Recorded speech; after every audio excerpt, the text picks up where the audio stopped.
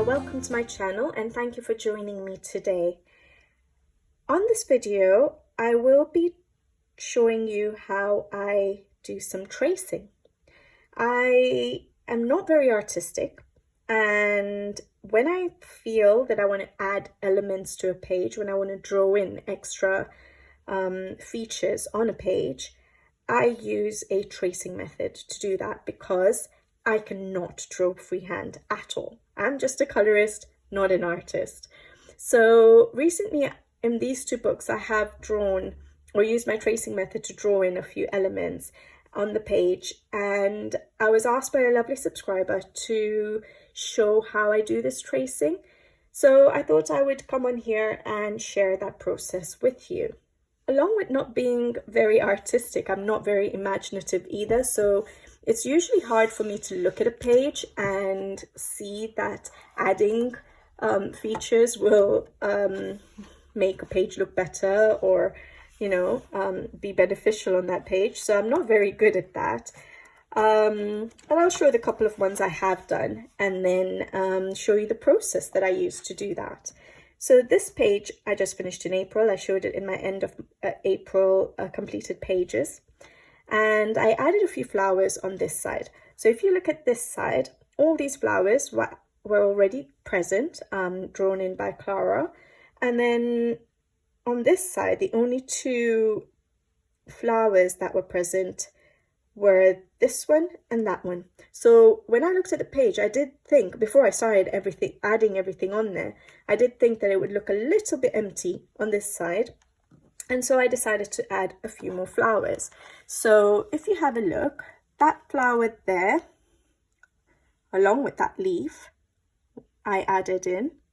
And then that flower with those leaves at the back, that flower there, and that flower there with that leaf and a stem. So all of that was added in. So the only elements that were there was this flower with that leaf, and that flower with the stem and the two leaves. So I used a tracing method where I traced these flowers on this side to be added onto that side to pad it out a little bit.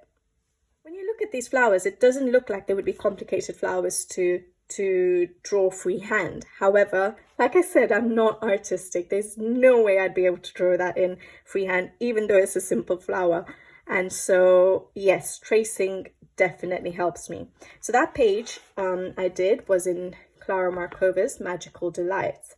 The other page that I added elements to was in Hannah Carlson's Forest Kingdom, and I did a little bit more in this page. Again, using tracing, and it was the borders on both sides of the page. And so I found a picture. I'm not going to remember the name of the flower now, but I liked these flowers, and I'd already sort of thought of what color I want to do the outfit for the lady and what color my background was going to be.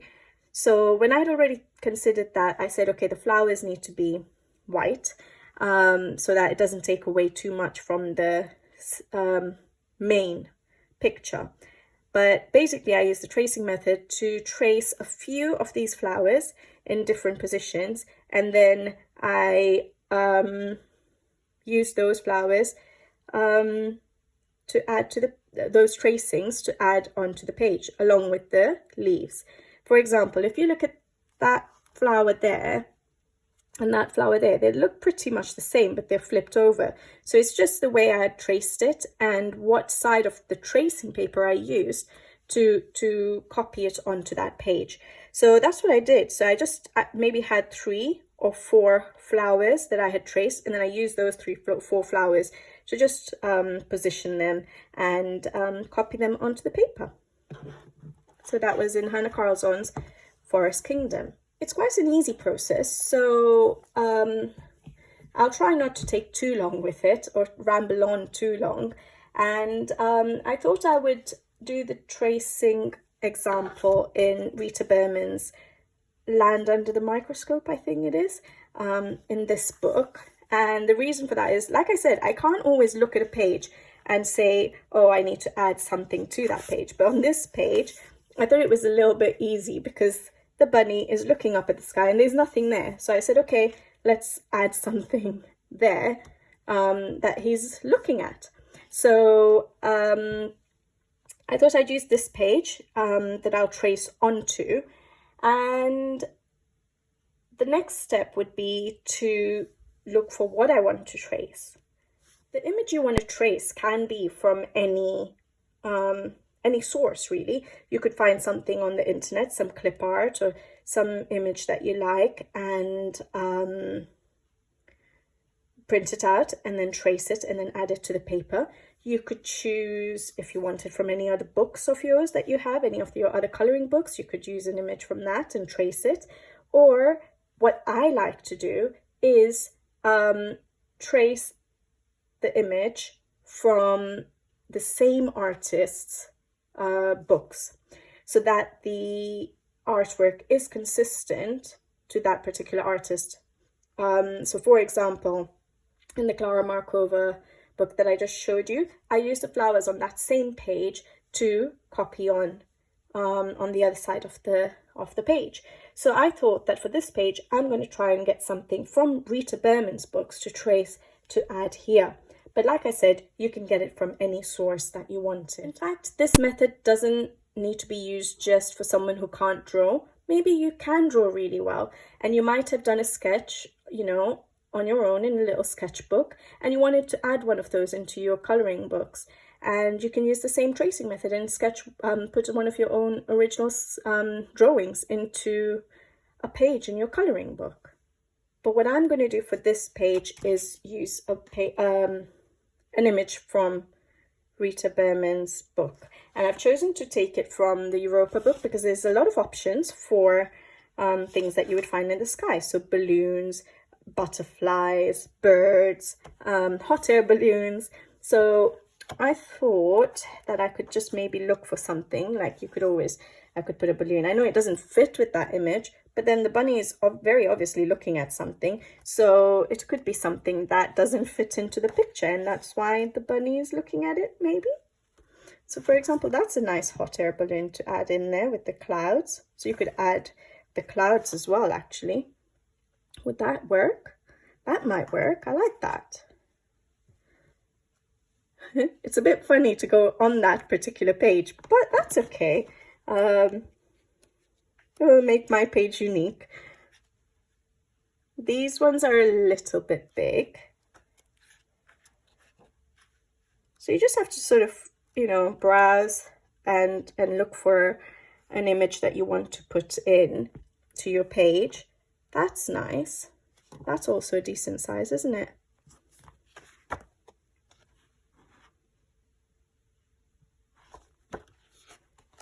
So maybe I'm seem to be going for the hot air balloons.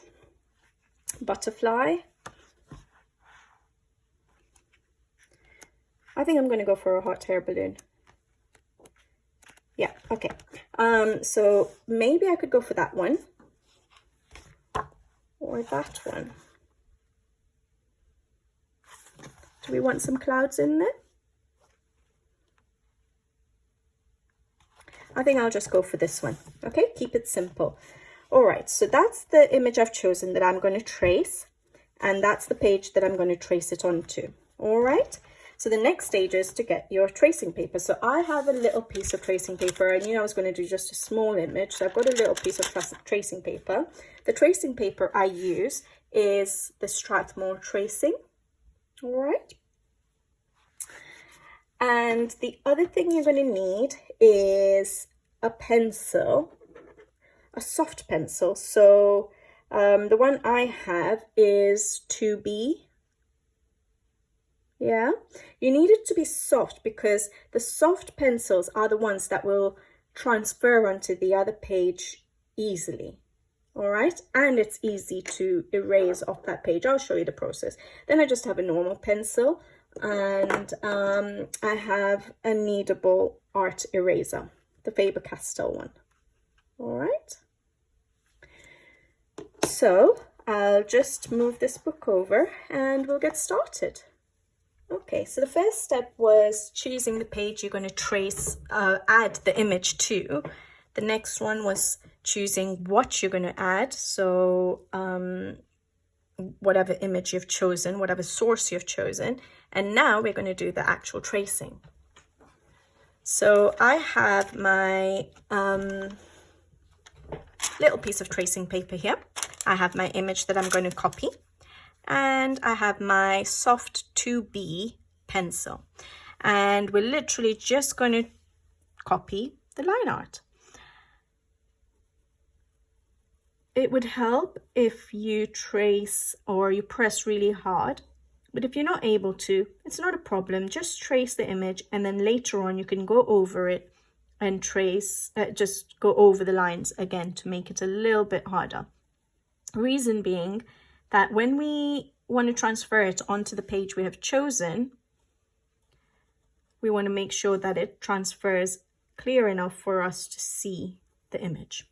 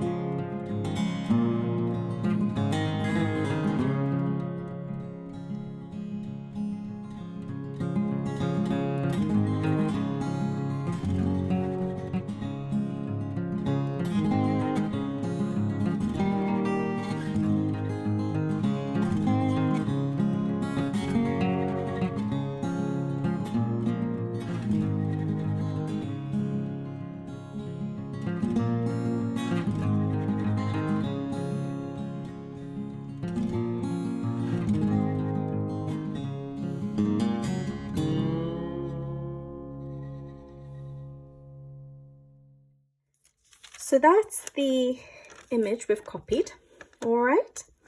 And now we go to the page that we want to add it to.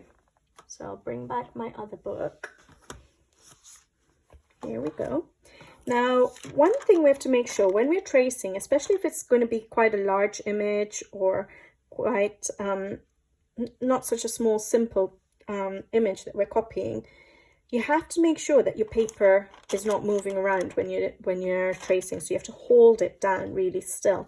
The other option is you could use washi tape. Just make sure it's not going to tear the paper once you take it off. But just, you know, stick down your paper with washi tape and then it won't move around. Finish doing the drawing and then you can remove the washi tape. Make sure it's not too sticky so that it doesn't tear your book paper. All right. Like I said, it's important that we press quite hard because we want to make sure that this image is going to transfer. So, do I have some rough paper here? Yeah, okay. So, on this page here, I'm just going to put this on the page so you can see what I'm doing because my desk is black, so you won't be able to see. But I'm just going to, if we feel that we haven't traced hard enough, I'm just going to basically go over my lines to make it a bit darker to make sure that it's going to transfer when we're ready to transfer it. All right?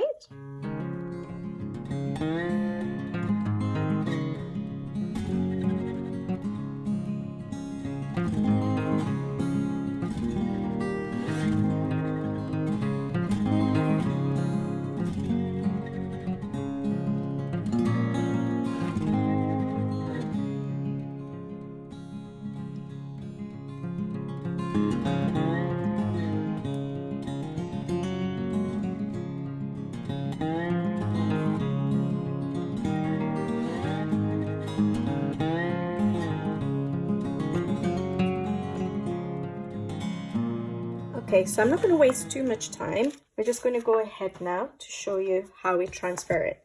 So we have the page that we want to transfer to. That's the side of the paper we've drawn on. So what we need to do now is make sure that the pencil side that we've drawn on is what's going to go down on the paper.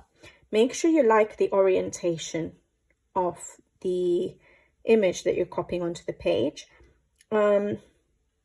Yeah, I think it's going to be okay. So what I'm going to do is I'm going to position it where I want it to go. I don't mind it going there. And now I'm going to take, I think I'm just going to take a normal pencil for this stage. And we're going to scribble on the back of the tracing paper to get the image transferred. All right. So literally all you do, again, make sure you're holding it tight down. All right. And you're basically scribbling over the line art that we can see to transfer what we have drawn onto our page. Make sure the paper is still, again, you can use washi tape or just make sure you're not moving around that paper. Don't lift it till the end, because if you lift it and then try to reposition it, and if it doesn't go down in exactly the same place, the image will could go a bit wrong. Basically, it won't match up.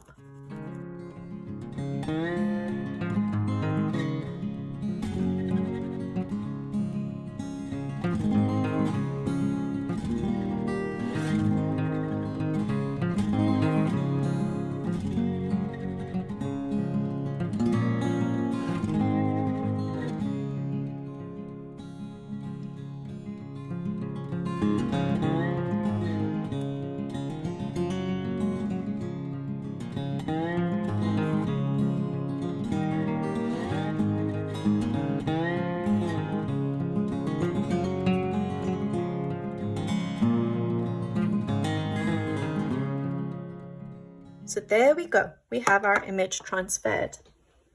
Yeah. Now, what I like to do is to then go over with a normal pencil, not a soft pencil, over that line art, because this particular pencil, the soft ones, the 2B, does smudge a lot. So I don't know if you can see, and that's why it transfers really well. But you can see a little bit of smudging there. So it erases really easily as well, but it also smudges all over. So what I tend to do then is with a normal pencil, a harder lead, I just go over the line art before we go on to the next stage.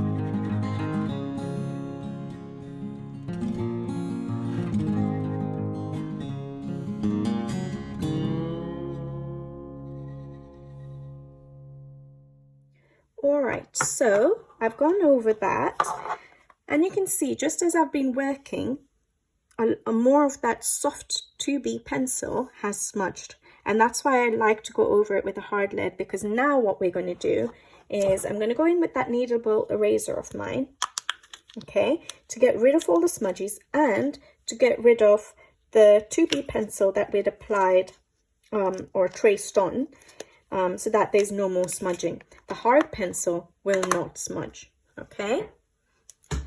But it will fade the pencil a little bit, and that's perfectly fine, because usually when you add elements, or even in normal art, what they tend to do is if they've sketched something and they're going to color over it, they like to fade the lines before they go in. It makes an image look more realistic. Okay, this is not a realistic image, but the finish will be good. All right. Or if you like dark black lines, I'm just going to zoom in a bit. If you like dark black lines, then by all means, you can go over with a fine liner if you wanted. Make sure it's one that doesn't seep through the page.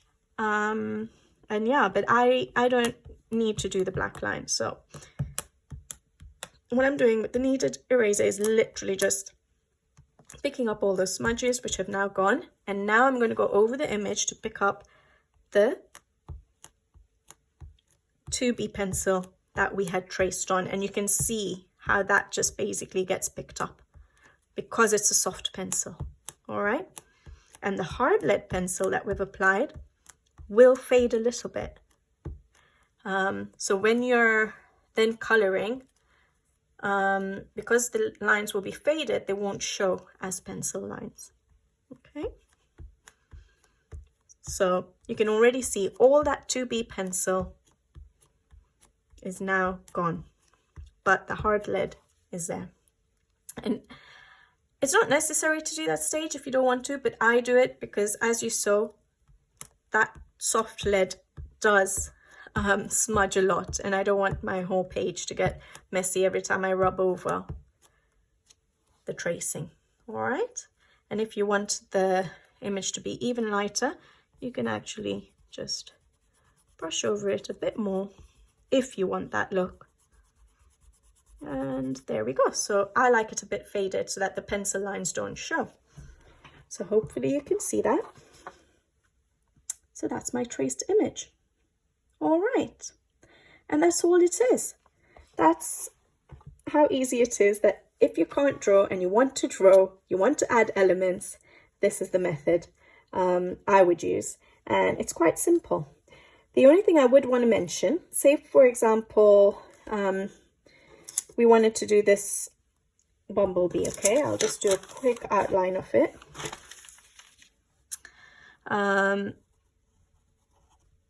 So if I did this bumblebee,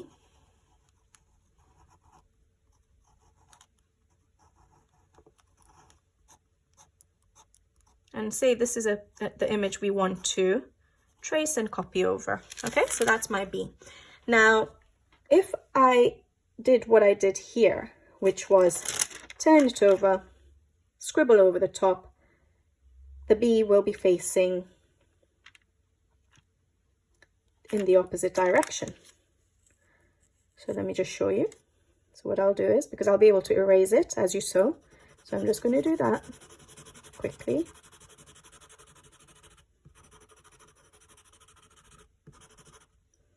All right, so my bee is looking in the other direction, and you can do that if you wanted to, you know, use some image and you want to just flip it over like I showed you in my Hannah Carlson book for the 2 flowers at the top.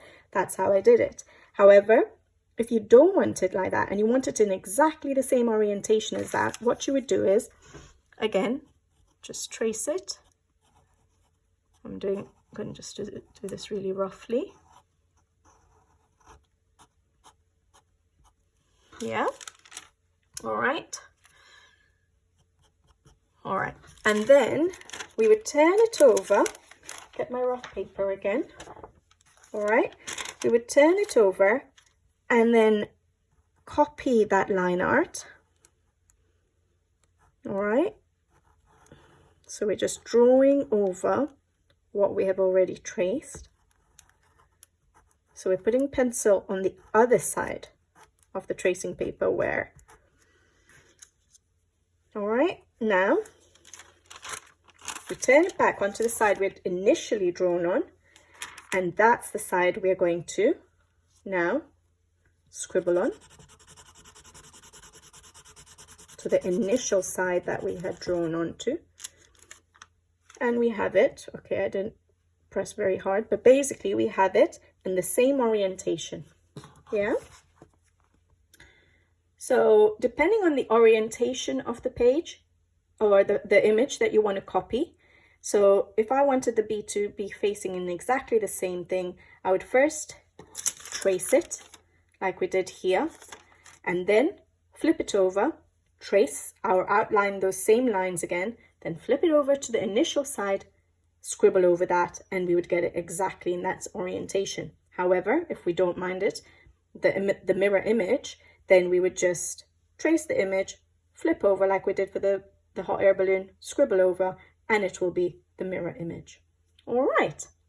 And that's it. And I don't want those bees to be there. So like I said, the 2B pencil is so soft, it just comes right off without leaving any marks. And that's why I tend to go over with a harder pencil so that the image stays there and there is no smudging.